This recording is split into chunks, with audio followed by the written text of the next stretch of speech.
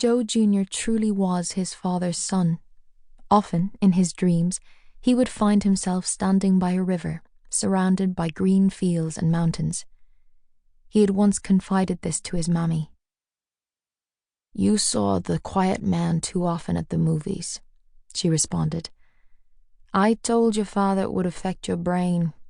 He's made you as bad as he was. Me, I never want to see the place. Why would I?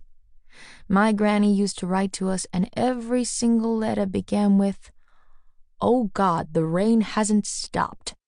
Years that went on for.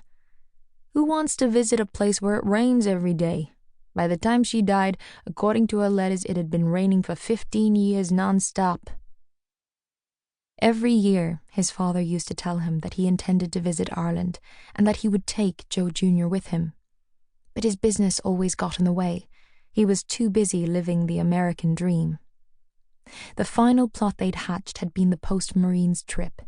They would make the journey before Joe Jr. settled down to help run Malone's. They'd planned it down to the last detail, had pored over brochures and gone to the movies, had attended the Irish Centre and collected the newspaper, and talked of little else. But none of it was to be. His father's heart attack 5 days after Joe Jr.'s discharge robbed them of their father and son trip of a lifetime. On his deathbed, Joe Malone III made his son promise he would make the trip for him. He wanted them to let them know in Tarabeg that the first Joe Malone had never stopped missing them. Joe Jr. had sworn his pledge, sitting at his father's bedside in the hospital. "We can't make our trip together, boy. But promise me you'll still go. Someone has to go back. There's a whole family there, and my daddy was sure one of the original Malone brothers is still alive." His hand found a new strength as it gripped his son's. Joe Jr. looked into his eyes. "I will, Daddy. I promise you that." The grief at his passing lodged like a weighty stone in his gut, but in those final seconds he vowed to do what his father had yearned to do. He was still struggling to come to terms with the contents and conditions of the will. He read it every day, expecting each time to discover that he had imagined it. He'd known that the first Joe Malone to arrive in America had died under a cloud of secrecy. Few in the family ever discussed it, and certainly not with him. Joe Jr. was only 25 years old, and his father's sudden death at 47 had brought enough sadness and changes for him as the eldest child to deal with. And then the solicitor of Messrs. Collins, Murphy, Brown and Sons had, under the terms of the will, enlightened him.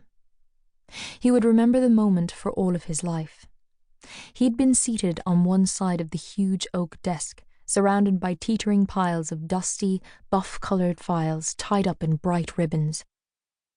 Mr. Brown, a thin-faced man with thinner lips, narrow eyes, and retreating hair reduced to 4 greased strips combed backwards across his pate, had removed his wire-framed glasses and slid a large cut-glass ashtray across the desk towards Joe.